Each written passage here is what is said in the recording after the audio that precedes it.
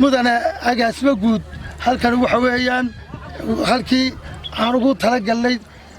dugsiga sare ee beeye khadar ama beeye sheenaha waa halkan waa dhul ballaaran dawladda ayaa iskala dhulkan oo dhan dadka deganina waxa weeye ku meel gaar ahaan bay u degan yihiin intii looga baahdaba mar walba waa dhul la helayo oo inoo yaala iminkana dhulkaan kusii bilaabaynay waxa weeye waa halkan aan joogno weeyaan waxaan kayntan iyo waxaana waa laga rarayaa waa la banaynayaa hawsheedii ayaa insha allahu tacaala inoo soconaysa degmadan daarasalaam waa degmo ballaaran waxay ka bilaabataa booladiida ayay ka bilaabataa ilaa dugsiga cabdigeedii waa ilaa 240 kilomitir ayay dheerahaan isku jirtaa ballaxaadna waa ilaa 70 kilomitir weeyaan ayay degmadan xukuntaa waxa ku yaala 32 dugsi oo hoose dhexe iyo 2 dugsi sare hore iyo kan aan maanta aan dhagax dhigayno ama laga shaqeynayo oo kii saddexaad hadii ilaahay halkan waxaan ku wareejinaynaa dhul danguuda oo ballaaran waxa weeye dhulka hareeraha inaga xiga dawladda leh waan ku wareejinay iskuulkan ku wareejinay waxaan u baahnay maanta noogu horeysa iskuulka intaas soo kala soo dhisan qayb dhan baan gacantayda ku dhisan oo anagu jeebkayga ka bixinay xukuumadda kulmiye waxaanu eegaynay inay noo soo dhawaato halkan waa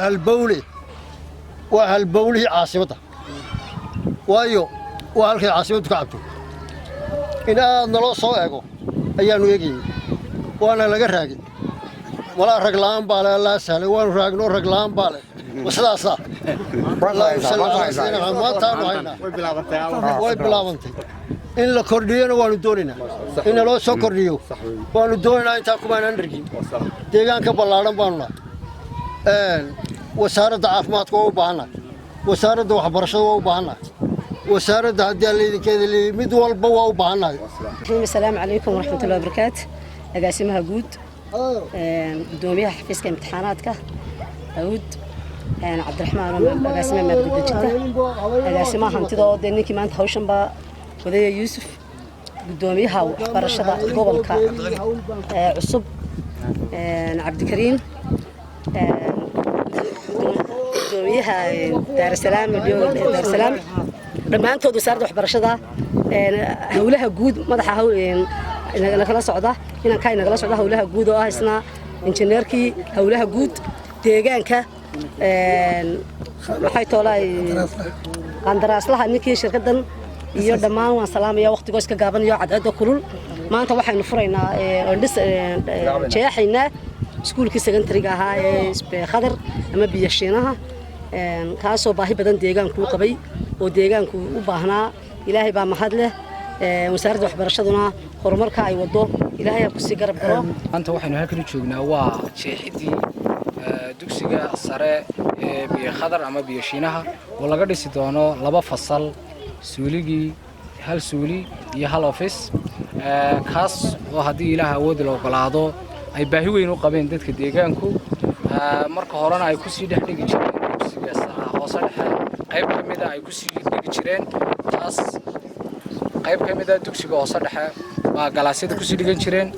ilaah baa mahadda iskale waana qorshihii wasaaradda waxbarashada ee fidinta ee ay iska lahaayeen madaxweynaha wasiirka agaasimaha guud iyo dhammaan shaqaalaha wasaaraddu hadal intaa ka badan oo inoo yaala ma jiro waxaan leeyahay ilaahay ubadka halkaa loo jeexayo kuwii ku guulaysta rabbi ha ka yeelo kule maanta waxaan isugu nimaynaynu wafdi kormeera baanu haynoo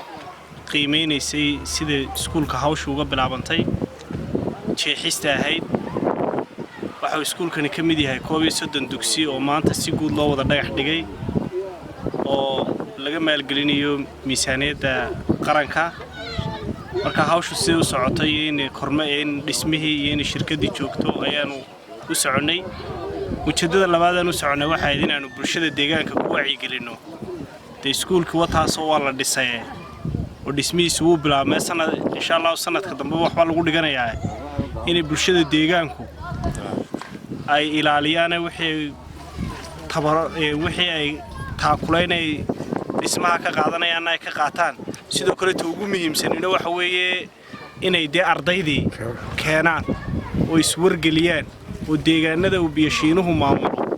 ee ardayd eedhi ka soo baxayaan ku wargeliyaan inay dee dugsigan sare ay keenaan carruurtooda. waxaan runtii aad iyo aad ugu mahadnaqayaa wasaaradda waxbarashada oo ka mid ahay oo runtii si nafurtoodanimo ah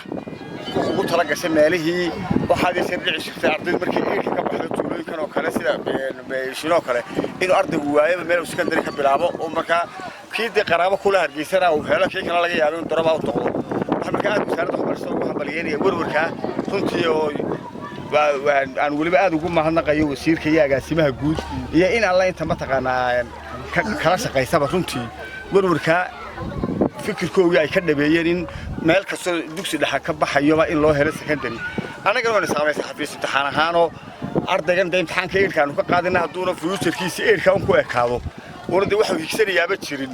hadhow eedhkiina wuu iska yaraanayaaba waa la iska dayn. marka annaguna halkaasaan moogtahay wax kaloo badan hadal badan meeshan ma yaallo. waxaan ugu maanta keliyo la hadlayaa arrin DOgu ka dhawaajiyey bulshada deegaanku ardayda yacni waxa weeye tacliintu labada marka la yidhaha magaalada weyn iyo tuulada waxa wax lagu baran og yahay hadduu u soo jeedo tuulada runtii way magaalada weyn wax badan baa mashquulinaya laakiin halka wax mashquulinaya ma jiro. marka kuwa imika sanadkan ka baxaya waxaan rajaynaynaa hadduu ilaahay yidhaa inay foomankooga halkan galaan kaa imika la dhisayo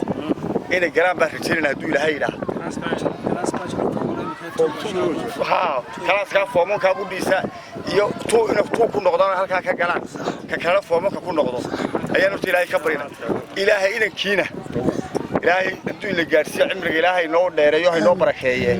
foonfoorkoogana kaahin maanta imtixaankii foonfoorka hadduu ilaahay yidhaa iyagoo ka soo baxay ilaahay baan ka rajaynaa taana. dhismahan maanta la bilaabayo dugsiga sare ee biyashiinaha ka mid ah wuxuu qayb ka yahay markaa 31 dhisme oo dugsiya ah oo wasaaradda waxbarashadu ay ka maalgelisay miisaaniyaddeeda qaranka 2020 iyo 2021 oo waddanka dhan markaa maanta ka bilaabmaya si guudna markaa maanta loo daafuray.